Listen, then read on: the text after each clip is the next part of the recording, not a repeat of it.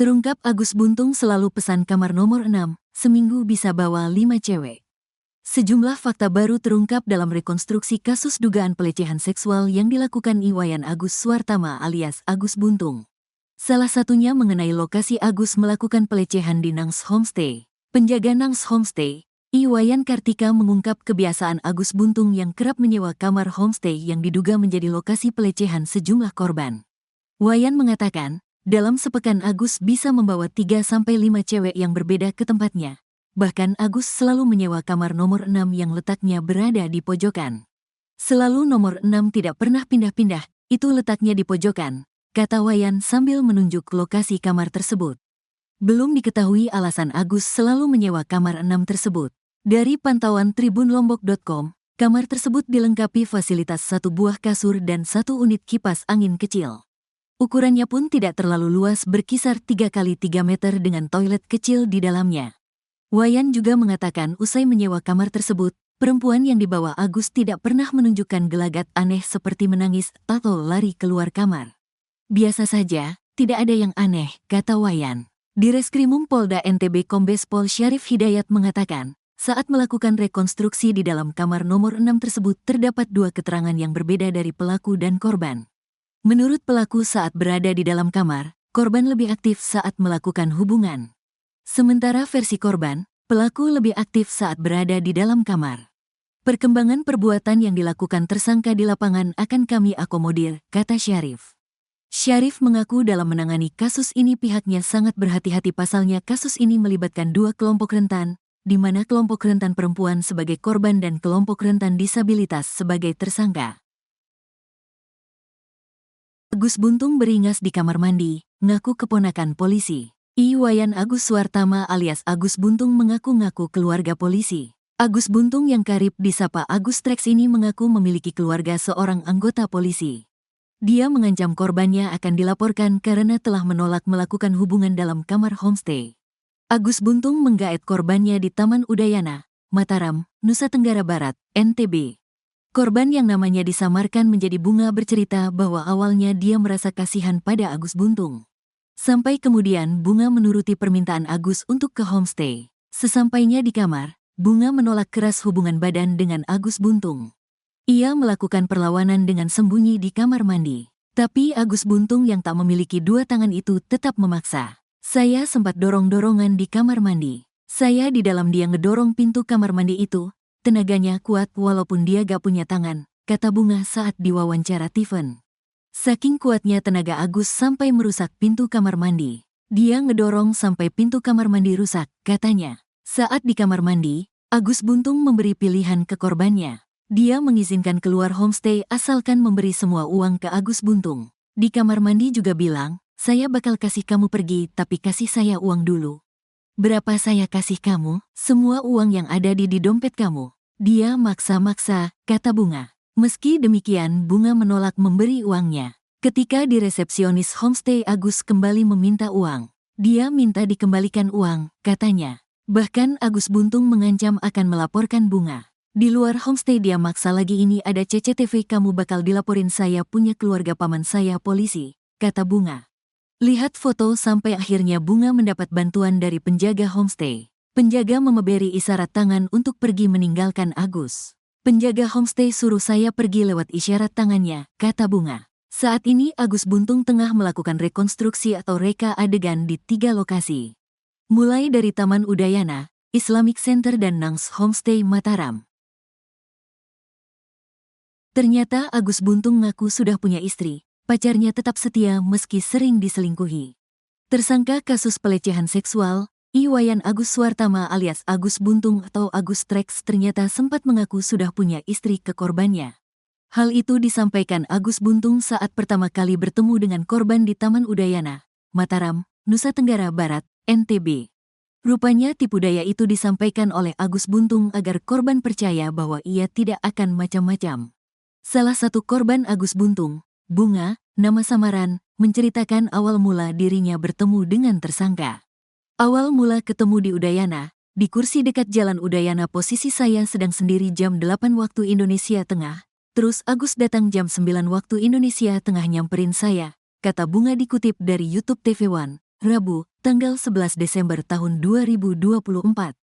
Pada pertemuan pertama itu, Agus Buntung langsung menarik simpati Bunga dengan kondisinya yang tidak memiliki tangan. Awalnya dia bilang gini, "Permisi Mbak, saya bukan pengemis. Mbak jangan takut, saya ini orang baik. Saya cuma mau nanya, berhak gak saya hidup menurut Mbak?" ungkap Bunga. Kemudian Bunga pun saat itu menjawab pertanyaan Agus dengan mengatakan kalau ia berhak hidup. Saat itu Agus pun mengaku jadi korban bully sampai hampir melakukan percobaan bunuh diri. "Tapi banyak orang yang judge saya, yang ngebully saya, sampai saya mau bunuh diri. Itu gimana Mbak?" Terus saya nasihatin Agus inilah. Setelah itu dia berterima kasih ke saya, tuturnya. Namun setelah percakapan itu, tiba-tiba saja Agus Buntung mengaku telah melakukan prank pada Bunga. Ia lalu membongkar jati dirinya sebagai sosok yang berbakat dan cukup terkenal di media sosial. Dia bilang, "Saya ini prank, saya Agus yang viral itu. Saya gak mau kata-kata tanpa pembuktian," katanya menirukan ucapan Agus Buntung. Setelah itu Bunga pun diminta oleh Agus untuk mencari akun YouTube-nya. Di sana Bunga pun melihat bakat Agus Buntung yang ternyata bisa memainkan berbagai macam alat musik. Setelah itu, Agus pun meminta Bunga untuk mencari akun Instagram-nya. Rupanya Agus Buntung memperlihatkan sosok wanita yang ia akui sebagai istrinya. Dia juga suruh saya buat ke Instagram-nya. Di sana juga ada foto dia sama cewek. Dia bilang kalau itu istrinya, ungkap Bunga lagi. Sama seperti korban lainnya, Bunga pun tak bisa menolak saat diajak oleh Agus ke homestay. Agus berdalih kakinya sakit sehingga harus istirahat terlebih dahulu. Karena kasihan, Bunga pun menuruti keinginan Agus. Namun sesampainya di dalam kamar, Bunga baru melihat sosok Agus Buntung yang sebenarnya. Di mana pria itu berubah jadi sosok yang menakutkan. Ia mengumpat Bunga dengan kata-kata kasar bahkan mengancamnya. "Pokoknya di sana dia ngomong kasar sampai sumpah serapah ke saya. Terus di sana saya juga sempat dorong-dorongan, tenaganya kuat walaupun gak punya tangan," kata Bunga. Beruntung, Bunga berhasil menyelamatkan diri hingga akhirnya menelepon temannya untuk dijemput. Pada video yang viral di media sosial, ada seorang wanita yang kerap berpose mesra dengan Agus Buntung. Wanita itu diduga merupakan pacar Agus Buntung. Bahkan wanita itu juga diduga sang kekasih yang diakui istri oleh Agus. Seorang netizen mengaku sebagai tetangga pacar Agus. Ia mengatakan kalau wanita itu tinggal di Bali. Bahkan sang kekasih sudah tahu berita Agus dan tetap mempertahankan hubungannya. Direktur Reserse Kriminal Umum Polda NTB, Kombes Syarif Hidayat mengatakan, hingga saat ini korban Agus Buntung sudah ada 15 orang. Ia juga mengaku bahwa pihaknya belum ada rencana menempatkan Agus Buntung menjadi tahanan rutan. Pria tanpa tangan itu masih dalam status tahanan rumah. Takut di penjara, Agus Buntung kini minta damai dengan 15 korban pelecehan. Iwayan Agus Suartama alias Agus Buntung atau Agus Trax meminta kasus pelecehan seksual diselesaikan secara damai. Agus Buntung meminta damai setelah melecehkan 15 wanita di Mataram. Saat ini Agus Buntung telah menjadi tersangka dan tahanan rumah atas kasus pelecehan seksual di Mataram. Agus Trax juga sudah menjalani pemeriksaan di Polda NTB. Khawatir akan dipenjara atas ulahnya sendiri, Agus Buntung mulai mencari jalan agar bisa bebas. "Iya, saya hadapi persidangan. Tapi mudah-mudahan kalau bisa jangan sampai, biar kita selesaikan secara baik-baik. Iya, damai," kata Agus Buntung. Agus yang awalnya berkoar-koar akan melaporkan pihak tertentu atas tuduhan pencemaran nama baik kini mendadak menciut. "Saya juga gak perpanjang kasus pencemaran nama baik. Mereka mau ngomong apa semua orang berhak mau ngomong apa, hanya Tuhan yang tahu," kata Agus Buntung. Agus berharap bisa tetap menghirup udara bebas meski telah melecehkan 15 wanita. "Saya gak nuntut, yang penting saya bisa kerja, jalan-jalan, terpenting bisa kuliah," kata Agus Buntung.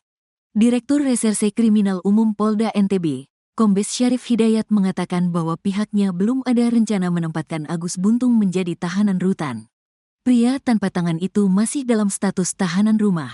"Sebenarnya penetapan tahanan rumah ini merupakan bagian dari perhatian kami terhadap hak tersangka karena secara fasilitas tahanan untuk penyandang disabilitas itu kami belum memenuhi. Makanya status tahanan rumahnya sudah kami perpanjang dalam masa 40 hari, jelasnya.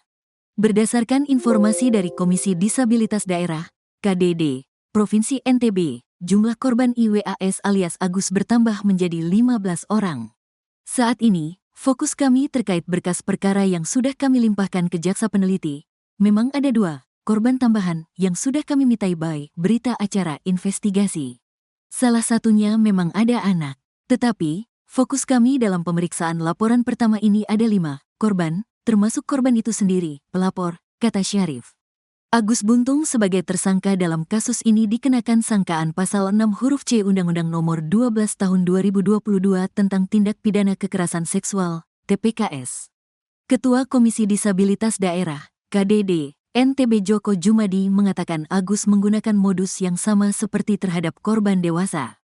Mengajak mengobrol ada juga yang memacarinya, hampir sama semua modusnya, lokasinya juga di homestay yang sama, kata Joko.